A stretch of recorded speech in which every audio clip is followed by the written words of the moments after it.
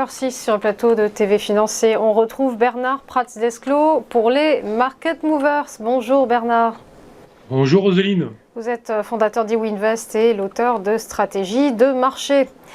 On va commencer par évoquer la Française de l'énergie, un titre qui dégringole depuis quelques jours, 10% de perdu sur la valeur en 5 séances.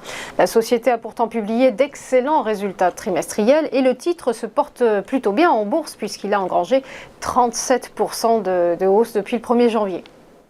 Oui, c'est ça. Et en fait, c'est là où on voit souvent qu'il y a une grosse divergence entre les résultats, les nouvelles et ce que les actions font. Parce qu'effectivement, c'est une action qui, sur les trimestres précédents, avait connu une hausse assez formidable et qui est en train donc de corriger depuis maintenant plusieurs mois.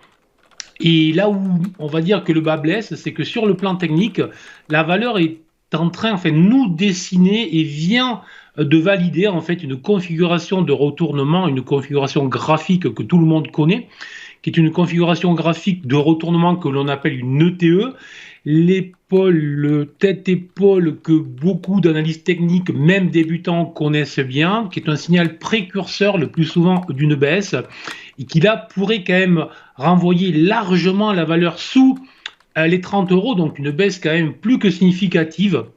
Alors attention, restons calmes, le pire n'est jamais sûr, mais ce qu'il faut considérer, c'est qu'à l'instant T, tant que la valeur va rester sous les 50 euros, on est vraiment dans un environnement plutôt baissier, où les vendeurs ont en fait la main, et que donc essayer de capturer une valeur qui est en retournement baissier n'est jamais une excellente idée. Donc il faut juste... on fait le constat que la valeur est dans une configuration plutôt baissière et on essaye de trouver les niveaux qui vont nous indiquer quand la valeur nous offrira des signaux à la hausse. Alors, il va falloir aller chercher un petit peu plus haut, mais il y a un niveau clair qui est le niveau des 53,60 €.